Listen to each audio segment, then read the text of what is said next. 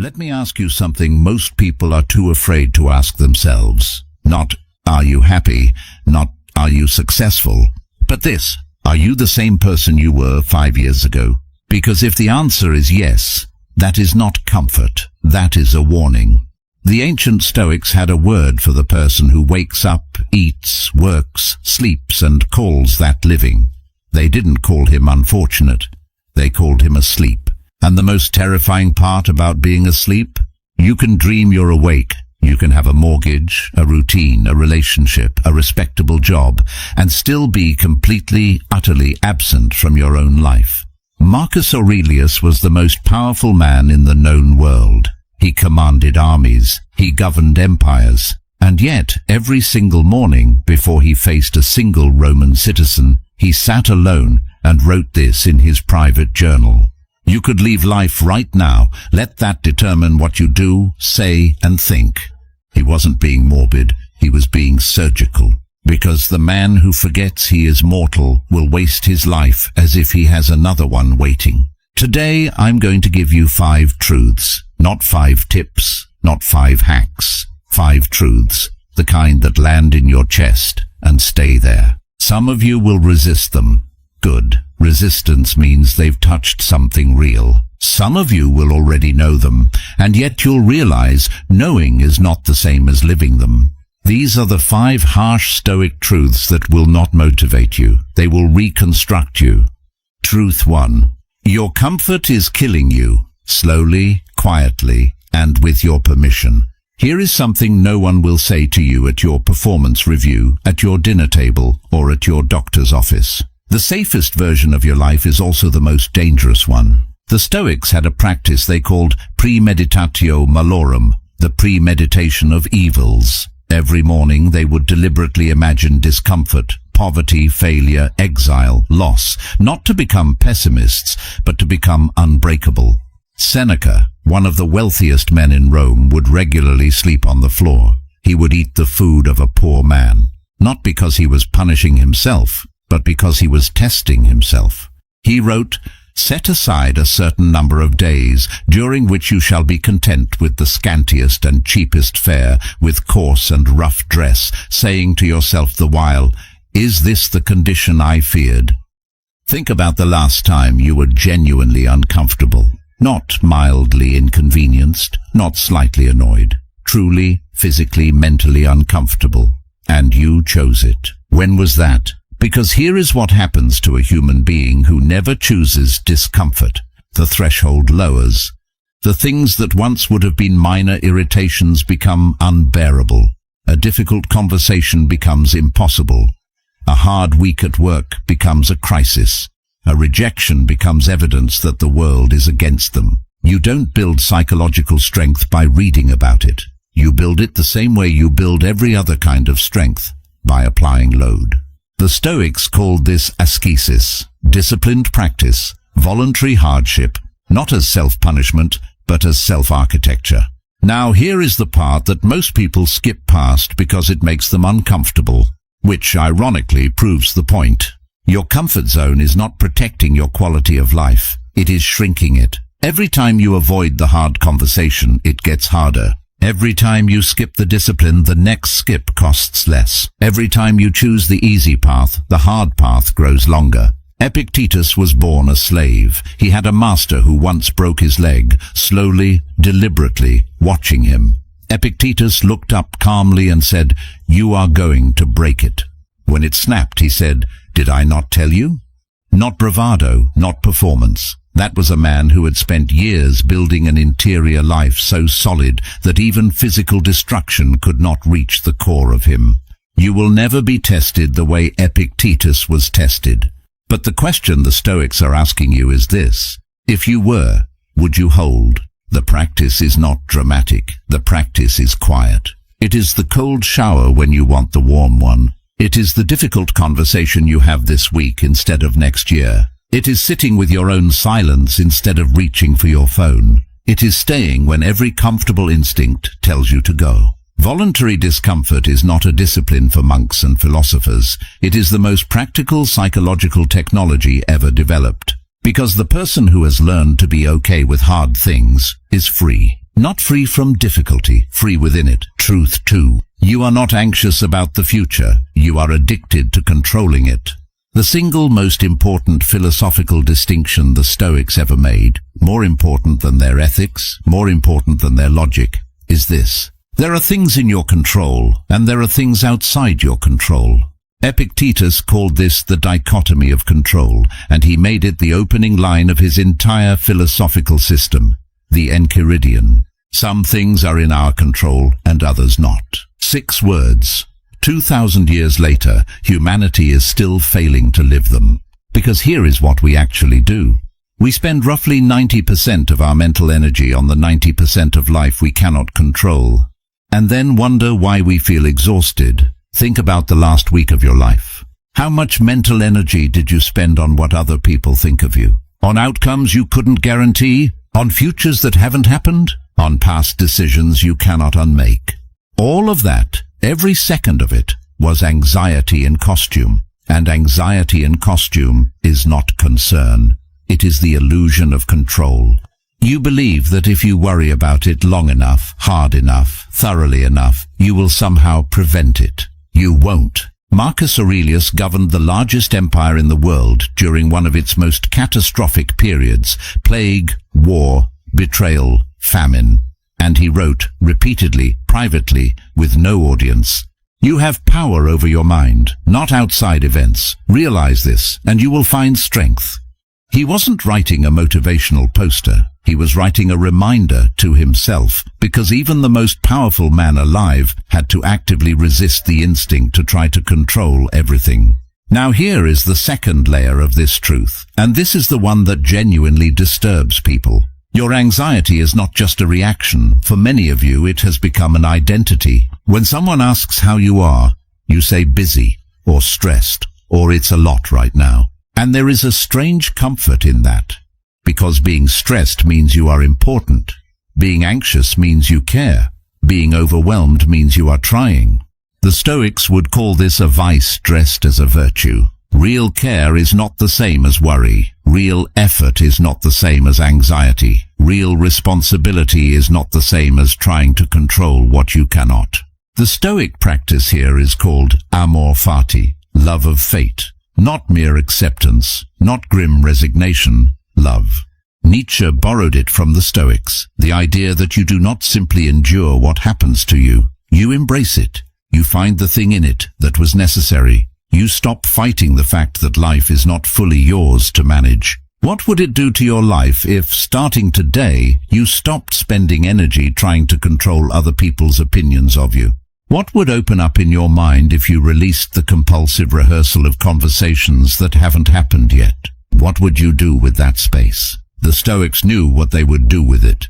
They would use it to become better, to act with virtue, to focus on the only garden they could actually tend, the one inside themselves. Control what you can, release what you can't, know the difference with ruthless clarity. That is not passivity, that is precision. Truth 3. The version of you that everyone approves of is not you. It is your cage.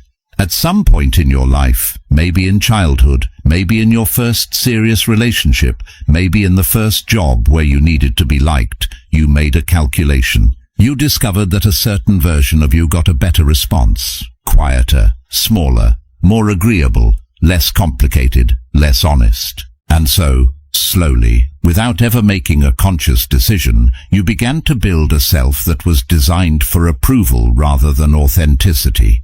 The Stoics had a name for living according to other people's judgments. They called it doxa, mere opinion, and they considered it one of the primary sources of human suffering. Marcus Aurelius wrote, "How much trouble he avoids who does not look to see what his neighbor says or does or thinks, but only to what he himself does." That line has survived 2,000 years because it has never stopped being true. Here is the harsh part. The people whose approval you have been performing for, most of them are not thinking about you. They are too busy performing for someone else. The entire structure of social anxiety is built on a mutual illusion. Everyone performing for an audience that is entirely preoccupied with their own performance. And in the middle of all that performance, the actual self, your actual self, sits quietly, waiting. The Stoics called the authentic self the hegemonikon, the ruling faculty, the sovereign core of a human being. They believed that every person has this inner citadel, this inviolable center that cannot be touched by external opinion unless you hand them the key. Most people hand over the key on the first day of secondary school and spend the next 40 years trying to get it back. Now, I want to be precise here because this truth is often distorted into selfishness. Authenticity does not mean indulgence. It does not mean saying whatever you think regardless of impact. It does not mean abandoning responsibility to others. Stoic authenticity is something more demanding than that. It means living according to your actual values, not the values you claim publicly, but the ones that govern your private decisions. It means being willing to disappoint people in order to be honest with them. It means choosing a life that is genuinely yours, even when no one applauds it. Seneca wrote to his friend Lucilius, "Recede into ips." Retire into yourself as much as you can, not as a withdrawal from the world, as a return to the only self that is actually yours. Here is the question that will tell you everything. If no one who knew you could ever find out, what would you change about your life? The answer to that question is not a fantasy, it is a map. It is showing you exactly where the performance ends and the person begins. The Stoics did not pursue a life that looked good. They pursued a life that was good. Those are not the same thing, and most people, in the quiet hours when the performance is over, know exactly which one they've been chasing. Harsh truth 4.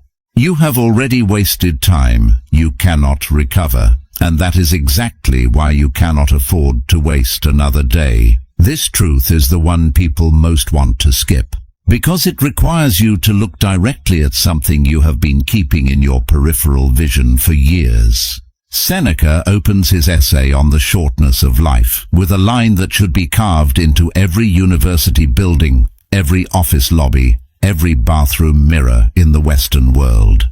It is not that we have a short time to live, but that we waste a great deal of it.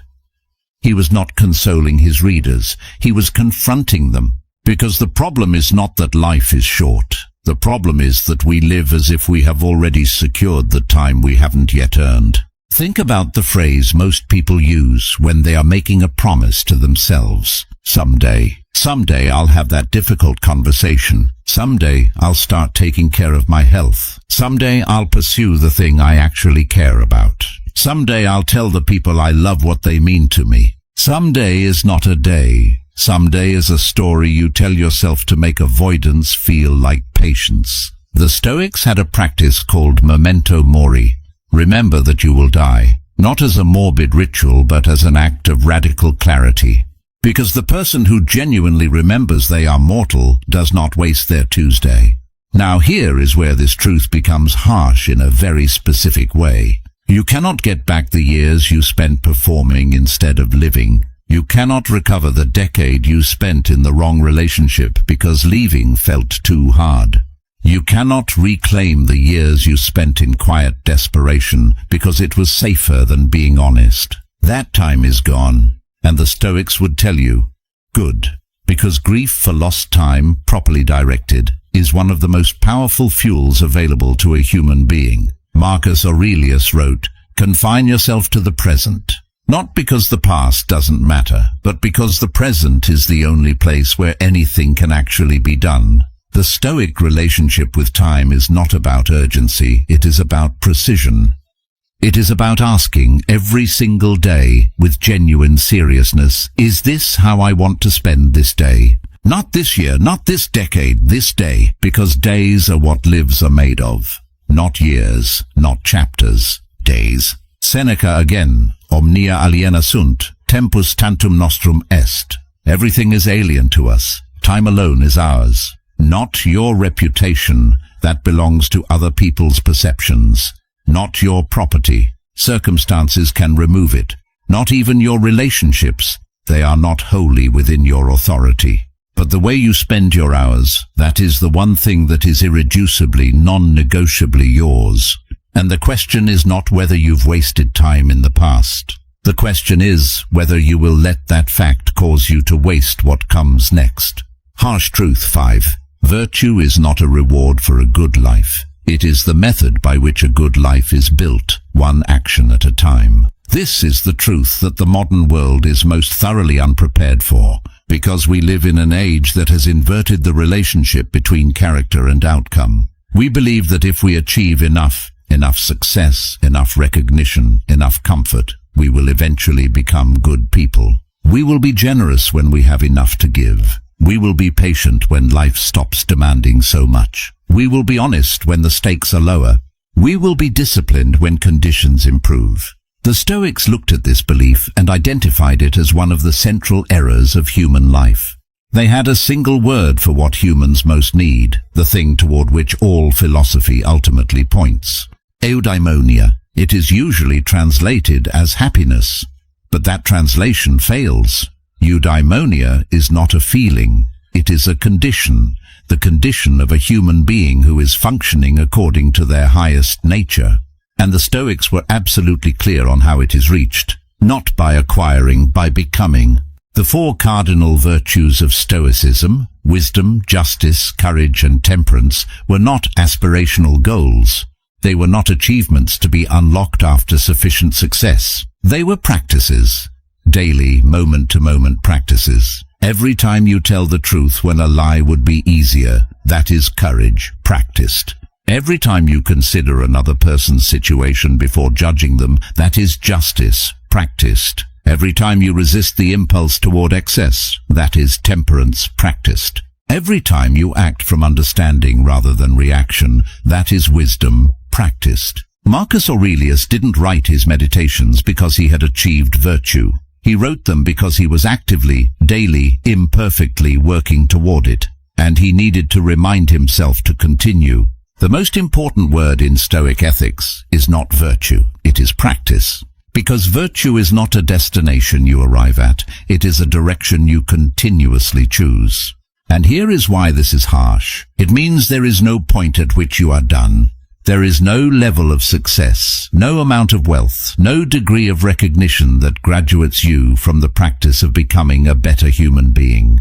The Stoics would see the modern obsession with self-improvement as simultaneously correct in its instinct and completely wrong in its direction. We optimize our productivity and neglect our character. We track our steps and ignore our honesty. We build our profiles and abandon our integrity.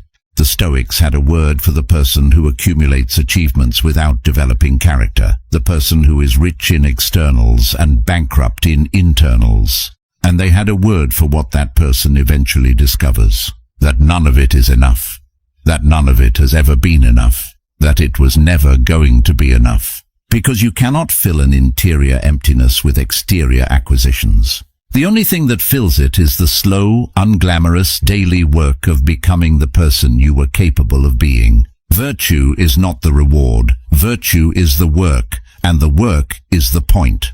5 truths, not 5 steps, not 5 hacks, not 5 days to a better you. 5 truths that the Stoics lived with and died with across 2,000 years of human history. That comfort is the gentlest form of self-destruction. That control is mostly an illusion, and the freedom you seek is on the other side of accepting that. That the version of you that everyone approves of is not you, and it never has been.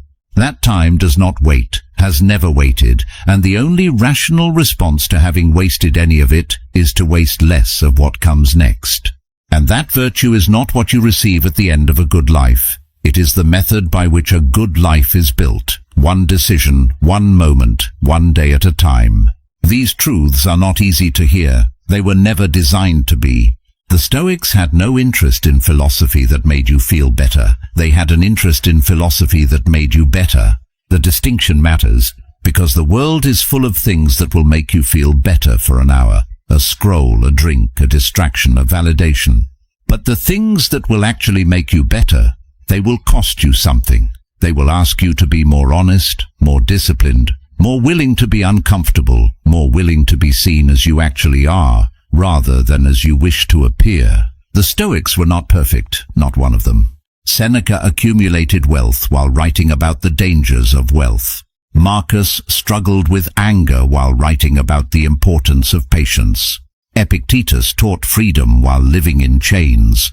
They were not masters, they were practitioners, and that is precisely what made them worth listening to. Not the perfection, the practice. Not the arrival, the direction. The Stoic path is not a destination you reach. It is a way you move through the world, slowly, deliberately, with your eyes open, knowing what is yours to control, releasing what is not, choosing discomfort when it makes you stronger, dropping the performance when it costs you your actual life, spending your time as if you understand what it is worth, building your character as if you understand that it is the only thing that will matter in the end.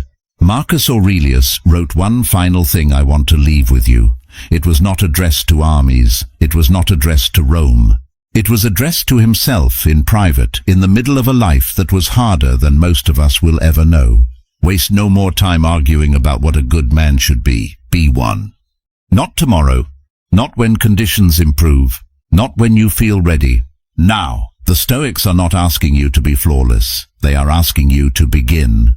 And they are asking you to keep beginning every single day until it is no longer effort, until it is simply who you are.